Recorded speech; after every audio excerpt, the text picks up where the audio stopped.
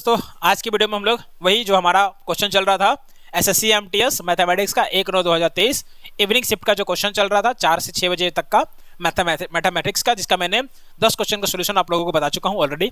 आज के वीडियो में मैं बाकी के 10 क्वेश्चन का सोल्यूशन आप लोगों को यहाँ पर आज बताने वाला हूँ। तो चलिए, क्वेश्चन नंबर हमारा स्टार्ट होता है 11 नंबर से। क्वेश्चन नंबर हमारा स्टार्ट होता है 11 नंबर से। 11 नंबर क्वेश्चन क्या है, यहाँ कह रहा है सरल कीजिए। क्या सरल करना है? तो यहाँ पर बोर्ड मास का रूल आप लोग जानते होंगे। क्या है बोर्ड मास का रूल? यहाँ पर आप लोग जानते होंगे। सबसे पहले हमको क्या करना होता है, बी फॉर ब्रैकेट। ब्रैकेट का जो क्वेश्चन होता है उसको पहले हम लोग सॉल्व करते हैं। अब ध्यान दीजिए, ब्रैकेट के बाद आता है B O, board, BOD board, ठीक है ना। तो ओ मतलब ऑफ, तो ब्रैकेट के बाद हम लोग ऑफ को सॉल्व करते हैं। तो सबसे पहले ब्रैकेट के अंदर हमारा ऑफ आ रहा है और ऑफ का मीनिंग होता है इनटू। ऑफ का मीनिंग होता है इनटू, यहाँ पर आपको लिख देना है इनटू। उस तरह से यहाँ पर भी ऑफ के बदले क्या लिख देना है, इनटू। जब इसको आप सॉल्व कीजिएगा तो ये 3 से ये 3 हमारा कट जाएगा, मेरे पास बच क्या जाएगा 1/4 प्लस यहाँ 3 से 3 कट जाएगा, हमारे पास क्या बच जाएगा 5/4। इसको सिंपली क्या करना होगा, हम लोग को जोड़ देना होगा। अगर इसको हम लोग जोड़ते हैं तो क्या आएगा हमारा 6/4। क्या आएगा हमारा 6/4। आगे क्या है यहाँ पे ध्यान दीजिए, यहाँ पे इंटू है, आप इंटू दे दीजिए और यहाँ पर 24/6 है। तो हम लोगों को B for bracket, O for of और डी फॉर डिवीजन, यानी कि अब हम लोग करना है डिवीजन। तो 24 को 6 से भागा देंगे तो क्या आएगा 4 आएगा। आप यहां पर लिख दीजिए 4। ये 4 से हमारा ये 4 हो जाएगा, कैंसिल हो जाएगा। हमारा आंसर जो हो जाएगा वो 6, ऑप्शन नंबर 4, या फिर लास्ट ऑप्शन कह सकते हैं, क्योंकि यहाँ पर ऑप्शन का नंबर दिया हुआ नहीं है। आगे बढ़ते हैं, क्वेश्चन नंबर 12 क्या कह रहा है यहाँ पर, कह रहा है यहाँ पर निम्न तालिका में 2015 से 2018 तक लिबरल आर्ट्स और इंजीनियरिंग में उच्च शिक्षा प्राप्त करने के लिए एक विश्वविद्यालय में नामांकित होने वाले छात्रों की संख्या को दर्शाया गया है। तालिका का ध्यानपूर्वक अध्ययन कीजिए और निम्नलिखित प्रश्नों का उत्तर दीजिए। अब ध्यान दीजिए, DI का क्वेश्चन SSC के हर एक एग्जाम में हर बार पूछता है। 1 से 2 क्वेश्चन रहता ही रहता है SSC का कोई भी एग्जाम में आप लोग बैठे। चूंकि ये 10th लेवल का है तो इसका लेवल थोड़ा सा डाउन है, बट बाकी के एग्जाम में लेवल थोड़ा सा बढ़ता है। आगे बढ़ते हैं, फिलहाल इस क्वेश्चन को हम सोल्व करते हैं। यहाँ कह क्या रहा है, 2015 से 2018 तक लिबरल आर्ट्स में प्रति वर्ष नामांकित छात्रों की औसत संख्या इंजीनियरिंग में नामांकित छात्रों की औसत संख्या से कितना अधिक या कम है। लिबरल आर्ट्स वाला जो है वो इंजीनियरिंग वाला से कितना ज्यादा है या कम है, ये आपको बताना है। तो इसको बनाने का 2-3 तरीका हो सकता है। पहला तरीका ये था कि इसको आप जोड़ लीजिए और इसको आप जोड़ लीजिए और दोनों का डिफरेंस को 4 से भागा देके आंसर आप बता दीजिए, या इसको जोड़ करके 4 से भागा, इसको जोड़ करके 4 से भागा, उसके बाद का आप डिफरेंस बताइए। दोनों ही केस में हमारा आंसर जो है वो निकल जाएगा। तो सबसे पहले इसको हम लोग क्या करते हैं, जोड़ लेते हैं। यहाँ पर एडिशन करने में कोई खास दिमाग मत लगाइएगा, डायरेक्ट आप इसको ऐड कर लीजिएगा, क्योंकि इसमें दिमाग लगाने से कुछ खास फायदा होने वाला नहीं है, टाइम ज्यादा लगेगा। इसको आप जोड़ लीजिए डायरेक्ट। तो ये हमारा 9 और 1 10 हुआ, 7 5 12, 12 10, 22 का 2 बचा 2, 8 और 2 10, 10 7 17, 17 और 4 21, 21 4 25, 25 का 5 बचा कितना 2। फिर हमारा 3 2 5, 5 10, 4 14, 14 और 7 21, कितना आया हमारा 21 52 आया। अब इसको आप जोड़ लीजिए। तो ये हमारा 1 गया यहाँ, तो 6 और 6 12 का 2 बचा 1, ठीक है। 5 और 1 6 2 8, 6 2 8 4 12, 12 और 9 21, 12 और 9 21 का 1 बचा कितना 2। तो 6 और 2 8, 8 16, 16 5 21, 21 और 6 21 और 6 हमारा क्या हो गया 27 हो गया।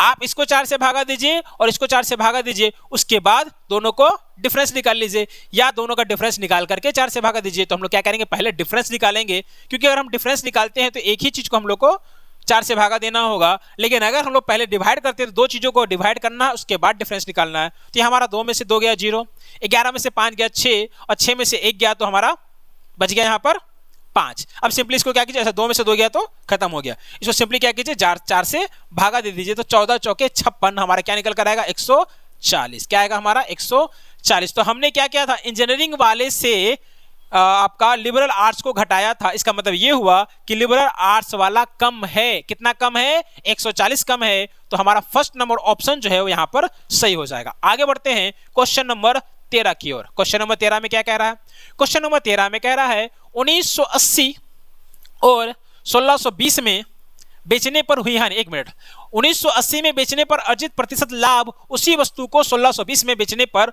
होने वाले हानि के बराबर है। तो ध्यान रखिएगा, लाभ और हानि दोनों क्या हो रहा है, बराबर हो रहा है, अलग अलग अमाउंट पर। तो इसको बनाने के लिए सिंपली आप क्या कीजिए, इन दोनों का डिफरेंस को 2 से भागा दे दीजिए। इन दोनों के डिफरेंस को 2 से भागा दे दीजिए। तो 1980 और 1620 का डिफरेंस आप लोगों को यहां पर बताना है। तो चलिए हम लोग इसका डिफरेंस को बताते हैं।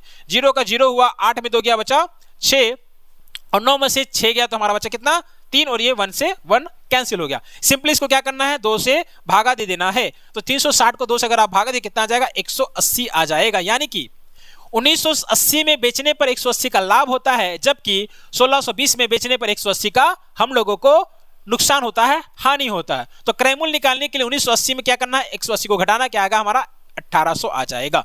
यानी कि वस्तु का क्रयमूल्य जो है वो क्या है 1800 है। आगे कहता है 15% लाभ अर्जित करने के लिए वस्तु को किस मूल्य पर बेचा जाना चाहिए। अब ध्यान दीजिए, किसी भी संख्या का 10% 10 से भागा देने पर निकल जाता है, तो इसका 10% हमारा 180 ही होगा, ये हम लोगों को पता है। अच्छा, जब 10% 180 होगा तो 5% इसका आधा होगा, तो 180 का आधा क्या होगा 90। तो यहां पर आप 90 को जोड़ दीजिए, हमारा 10% ये हुआ और 5% ये हुआ, दोनों को जोड़ दिए तो 15% हम लोगों को मिल गया। अब इसको आप जोड़िए, 9 और 8 17, 17 का 7 बचा 1, 1 1 2 कितना आया 270 रुपया। यानी कि 1800 सामान को 270 के लाभ में बेचना है तो कितना में बेचना है, तो आप 1800 में 270 को जोड़ दीजिए, ये 0 हो गया, 8 7 सॉरी ये 7 का 7 हो गया, 8 10 का 0 बचा 1 और 1 1 2 कितना आया 2070 हमारा आंसर आएगा, जो यहां पर लास्ट वाले ऑप्शन में दिया हुआ है। आगे बढ़ते हैं क्वेश्चन नंबर 14 की ओर। क्या कह रहा है क्वेश्चन नंबर 14 में, कह रहा है ए और बी किसी काम को क्रमशः 9 और 18 दिन में कर सकते हैं। ठीक है भाई, ए करता है 9 दिन में, जबकि बी उसी काम को करता है 18 दिनों में। ठीक है, वे साथ मिलकर काम करने लगते हैं। कुछ दिनों के बाद ए ने काम छोड़ दिया, बी ने शेष काम को 15 दिन में पूरा किया। ए ने कितने दिनों के बाद काम को छोड़ा। आप कुछ मत कीजिए, सिंपली इसका एलसीएम निकाल लीजिए। अगर आप 9 और 18 का एलसीएम निकालेंगे तो आपका एलसीएम जो निकल कर आएगा वो निकल कर आएगा 18। अब सिंपली हमको ये मान लेना है कि जो काम है वो 18 यूनिट का काम है। काम जो है वो हमारा 18 यूनिट का काम है, जिसको ए करता है 9 दिन में। 9 दिन में 18 काम तो 1 दिन में 2 काम, 18 दिन में 18 काम तो 1 दिन में 1 काम। अब ध्यान दीजिए, ए और बी साथ में काम स्टार्ट करता है, लेकिन ए के जाने के बाद बी करता है 15 दिन। तो अगर बी 15 दिन काम कर रहा है तो 15 दिन में कितना काम करेगा, 1 दिन में करता है 1 काम, तो 15 दिन में 15 काम करे। तो यहाँ पे आप 15 को घटा दीजिए, बच गया हमारे पास 3 काम। इस 3 काम को किसने किया, तो इस 3 काम को ए और बी दोनों मिल करके किया। इस 3 काम को ए और बी मिल करके किया, तो ए और बी मिलकर कितना करते हैं 2 + 1 3 काम करते हैं, और करना कितना काम है 3 ही काम, यानी कि 1 दिन लगा। इसका मतलब ये हुआ कि ए जो है वो 1 ही दिन काम किया और छोड़कर चला गया, इसलिए हमारा ऑप्शन जो है वो लास्ट वाला सही हो जाएगा। अब बढ़ते हैं हम लोग क्वेश्चन 15 की ओर। क्वेश्चन नंबर 15 क्या कहता है, देखिए 15 का क्वेश्चन फिर आ गया डीआई का। तो लगभग हर एग्जाम में डीआई का 1 2 या 3 क्वेश्चन भी हो सकता है, एसएससी का जितना भी एग्जाम कंडक्ट होता है उसमें। और बैंकिंग में तो भैया 5 का ग्रुप आता है, 5 का बन जाता है। खैर इसको हम लोग पहले बनाते हैं। चलिए क्या कह रहा है यहाँ पर, कह रहा है निम्न दंड आलेख में 12 बजे से 6 बजे तक एक मेट्रो स्टेशन पर ई साइकिल पार्किंग की संख्या को दर्शाया गया है। ई साइकिलिंग, ठीक है ना। चलिए आगे बढ़ते हैं। यदि पार्किंग चार्ज 3 रुपये प्रति घंटा हो तो 2 बजे से 6 बजे तक पार्किंग चार्ज की कुल वसूली कितनी है। 2 बजे से 6 बजे, देखिए 2 बजे से 6 बजे तक हम लोगों को ये 5 से मतलब है, इन दोनों से हम लोगों को कोई लेना देना नहीं। आगे बोलता है, ठीक है, तो हमको 2 से 5 का बताना है कुल वसूली कितना होगा। अब ध्यान दीजिए, यहाँ हो रहा है 45, यहाँ 25, यहाँ 45, यहाँ 55, यहाँ पर 55, ये नंबर है। ठीक है, ये नंबर, इन सब को आप जोड़ दीजिए, उसके बाद 3 से गुना कीजिए, आपका आंसर आ जाएगा। और अगर ऐसा नहीं कर सकते हैं तो इसको 3 से गुना कीजिए, इसको 3 से, सबको 3 से गुना करके जोड़िए। तो भैया सबको 3 से गुना करने से अच्छा है कि सबको पहले जोड़ लो, उसके बाद 3 से गुना करो, हमारा आंसर आ जाएगा। जोड़िए 45 45, ठीक है ना। तो 45 45 कितना हो गया 90 हो गया। ये 25 + 55 तो 5 2 7 और 1 8 80 हो गया, ठीक है ना। अब हमारे पास 1 तो 45 बच गया। अब सिंपली आप इसको क्या कीजिए, जोड़ दीजिए। 80 और 90 80 80 160 और 10 170 170 और 45 215, कितना आया हमारा 215, ठीक है। तो टोटल 215 ई रिक्शा जो है हमारे पार्किंग एरियाज में रखे गए हैं, और हर एक पर चार्ज कितना 3 रुपया। तो सीधा सीधा आप क्या कीजिए 3 से गुना कर दीजिए। 3 दूना का 6 और 15 तिया 45, 645 हमारा आंसर होगा, जो सेकेंड ऑप्शन में गिवन है। अब हम लोग चलते हैं क्वेश्चन नंबर 16 की ओर। क्या है 16 में, हाँ, स्वाति 4200 के साथ एक व्यापार शुरू करती है और 5 माह बाद बनी सॉरी बानी, बनी नहीं बानी, बानी स्वाति के साथ उसकी भागीदारी के रूप में जुड़ जाती है। 1 वर्ष के बाद लाभ को स्वाति और बानी के बीच 2:5 के अनुपात में बांटा जाता है। बानी ने कितनी धनराशि का योगदान किया? हम मान लेते हैं बानी ने x धनराशि का योगदान किया। हर क्वेश्चन को हम x मान के नहीं बनाएंगे, बट यहाँ पर x मानकर बनाना हमारे लिए फायदेमंद है, इसलिए हम यहाँ पर x मानकर ही बनाएंगे। ध्यान दीजिए 4200 रुपया बिजनेस की शुरुआत में लगाया गया, ठीक है ना। इसका मतलब ये हुआ और ये अंत तक रही, यानी कि ये 12 का 12 महीना रही, तो 4200 को गुणा करना होगा 12 से। जब बानी आई तो x रुपीज लेकर के आई, लेकिन 5 महीना बाद आई, तो 5 महीना बाद आई यानी रही कितना दिन? तो मात्र 7 महीना रही। ऐसा करने से इन दोनों के जो पूंजी का जो रेशियो था, मतलब इनका जो प्रॉफिट का जो रेशियो था वो क्या है? 2/5। अब सिंपली इसको आप सोल्व कर लीजिए, आपका आंसर आ जाएगा। तो चलिए सोल्व हम लोग करते हैं।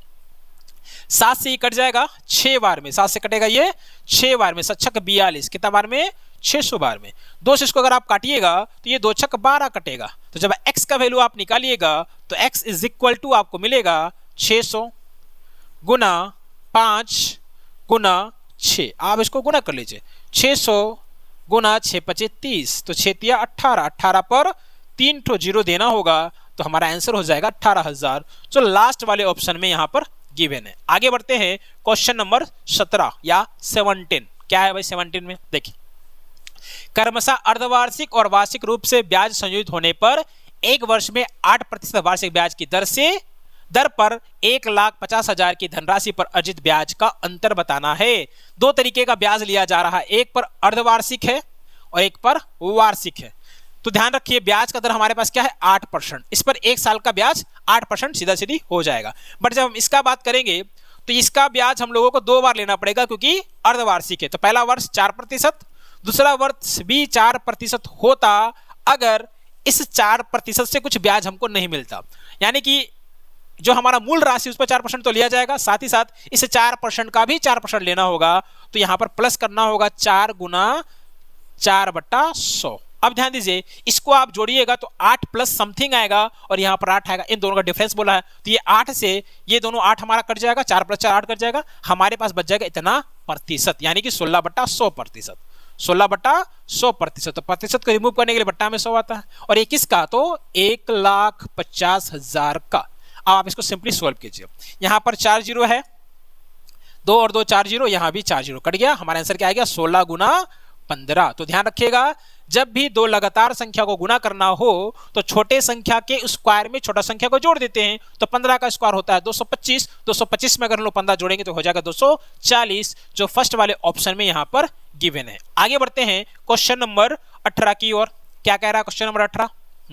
एक गोले का पृष्ठीय क्षेत्रफल 5544 सेंटीमीटर स्क्वायर है। यदि गोले की त्रिज्या को दुगना कर दिया जाए तो नए गोले का पृष्ठीय क्षेत्रफल ज्ञात कीजिए। अब ध्यान दीजिए, गोले का पृष्ठीय क्षेत्रफल का फॉर्मूला होता है πr², जो यहाँ पर गिवन है 5544, ठीक है।